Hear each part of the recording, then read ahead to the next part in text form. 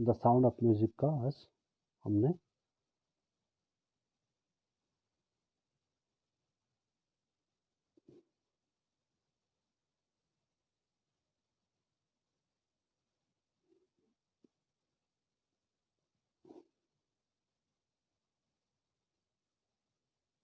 यहाँ तक पढ़ लिया था। अब आज यहाँ से पढ़ते हैं।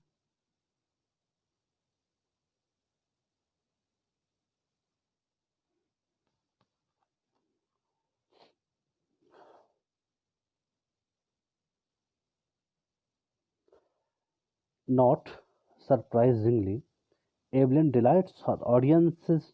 In 1991, she was presented with the Royal Philharmonic Society's prestigious Soloist of the Year award, says master percussionist James Blades.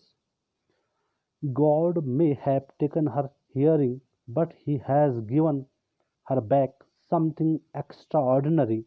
What we hear, she feels far more deeply than any of us.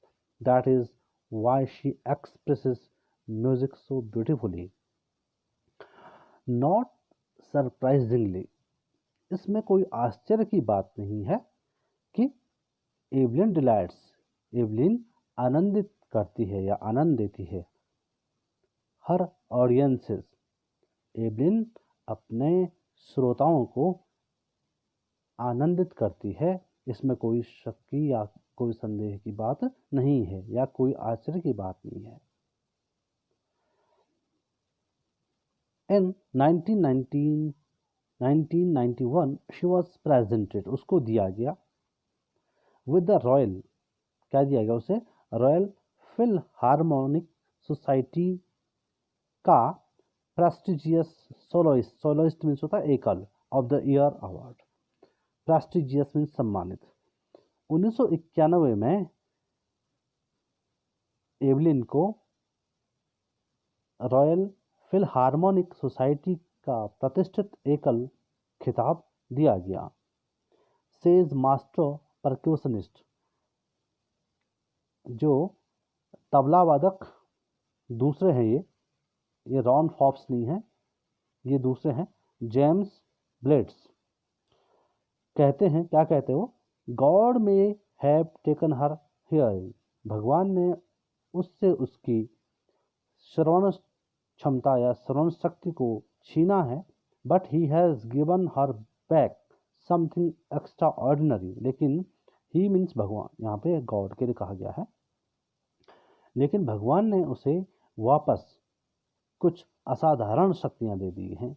What we hear, जिसे हम सुनते हैं, she feels, उसे वह महसूस करती है, the far deeply than any of us, हमसे भी, हम में से किसी से भी गहनता से वह संगीत को महसूस करती है। हम तो खाली सुनते हैं, वह महसूस भी करती है, कई गुना ज़्यादा गहनता से वह संगीत को महसूस करती है। That is why she expresses music so beautifully, इसलिए दैट इज़ वाई मीन्स इसलिए, शी एक्सप्रेसेस वह अभिव्यक्ति करती है या वह व्यक्त करती है, किसको, म्यूजिक को, संगीत को, सो ब्यूटिफुली, इतनी सुंदरता के साथ वह संगीत को व्यक्त करती है। आगे है, Evelyn confesses that she is something of a workaholic. I've just got to work, often harder than classical musicians, but the rewards are enormous. Apart from the regular concerts, Evelyn also gives free concerts in prisons and hospitals. She also gives high priority to classes for young musicians. And Richlin of the Beethoven Fund for Deaf Children says she is a shining inspiration for deaf children. They see that there is nowhere that they cannot go.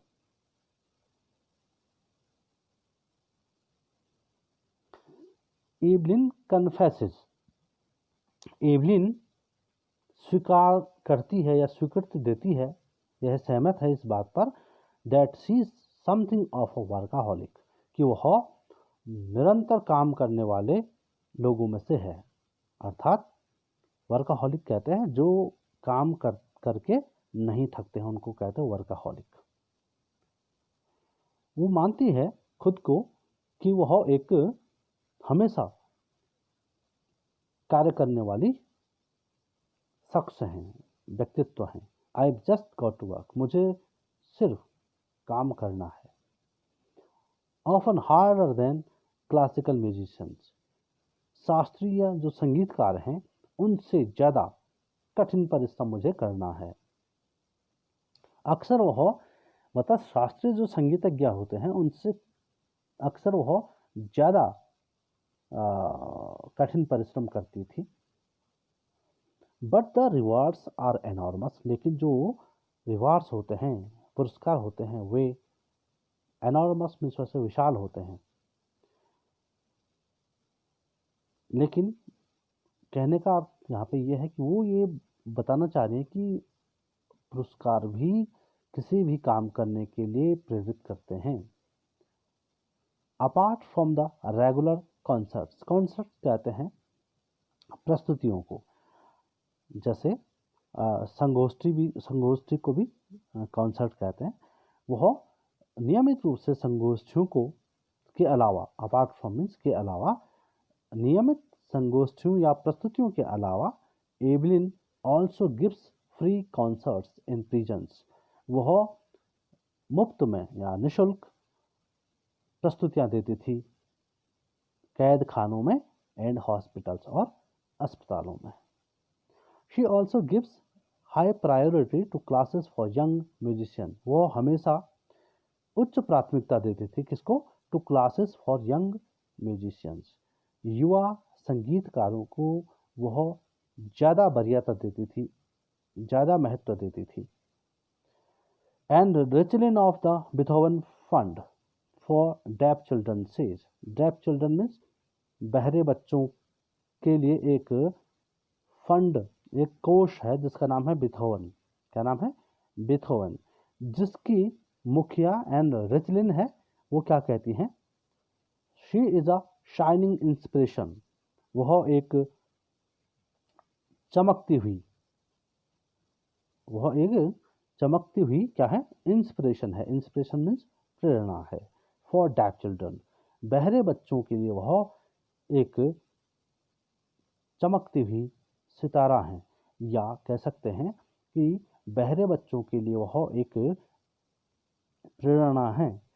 They say that there is nowhere that they can not go, वे कहते हैं कि there is nowhere, nowhere means होता है कहीं नहीं,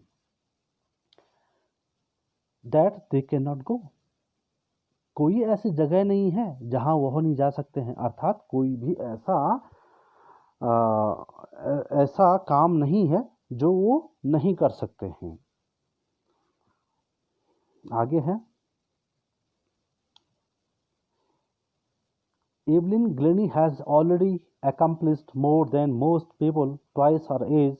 She has brought percussion to the front of the orchestra and demonstrated that it can be very moving. She has given inspiration to those who are handicapped, people who look to her and say, if she can do it, I can.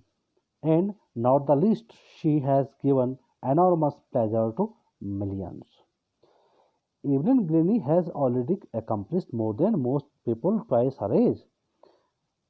अधिकांश लोग उसकी उम्र के 2 गुने उम्र के, अर्थात Evelyn Glenny पहले ही पूरा कर चुकी है।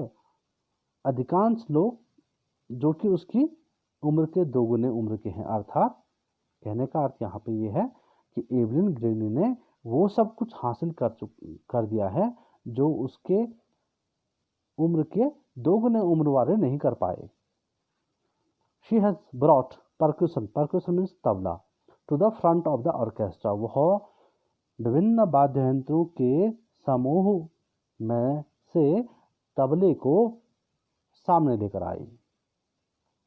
एंड डेमोन्स्ट्रेटेड, और उसने संकेत दिया दैट कि it can be very moving, यह और प्रगति करेगा। उसने यह संकेत दिया कि जो तबला है, तबले को ज़्यादा महत्व इससे पहले नहीं दिया जाता होगा, तो उसने यह भी साबित कर दिया कि जो तबला है उसमें और प्रगति होनी है, अर्थात उसमें और नए नए जो ताल हैं या लय है, तबलों के द्वारा उसको उत्पादित किया जा सकता है। कहने का अर्थ है कि percussion, she has proved that percussion has a bright future. She has given inspiration to those, उसने उन लोगों को प्रेरणा दी हु आर हैंडीकैप्ड, जो कि दिव्यांग हैं या अक्षम हैं। People who look to her and say, लोग जो उसे उसकी ओर देखते हैं एंड से, और कहते हैं, क्या कहते हैं, ये बहुत इंपॉर्टेंट है, if she can do it, यदि वह यह कर सकती है, आई कैन, मैं भी कर सकता हूँ या मैं भी कर सकती हूँ। एंड नॉट द लीस्ट, और कम से कम, she has given enormous pleasure to millions, उसने बहुत ज़्यादा खुशियाँ दी हैं टू मिलियंस, लाखों लोगों को उसने बहुत ज़्यादा खुशियाँ दी हैं। ये जो कहानी, ये जो बायोग्राफी लिखी है वो डेबोरा काउली ने लिखी है, और इसमें आपके सिलेबस में इस पाठ को इसलिए डाला गया है ताकि आपके बीच में भी कोई अक्षम बच्चा हो। अक्षम बच्चे का अर्थ यहाँ पे ये है कि वो हो सकता है शारीरिक रूप से वह अक्षम हो, लेकिन शारीरिक रूप से अक्षम होने के बावजूद हम क्या नहीं कर सकते हैं, और हम क्या कर सकते हैं, अगर कोई बच्चा अपनी शारीरिक अक्षमता से टूट जाए, बिखर जाए, या वह निराश हो जाए, तो वह उसके जीवन में ऐसा ना हो, इसलिए यह इस पाठ को दिया गया है। और यह पाठ उनके लिए भी उतना ही महत्वपूर्ण है, बल्कि मैं कहूँगा ज़्यादा महत्वपूर्ण है, जो बच्चे शारीरिक और मानसिक रूप से बिल्कुल स्वस्थ होते हैं, बिल्कुल सक्षम होते हैं, तब भी वे कुछ नहीं करते हैं।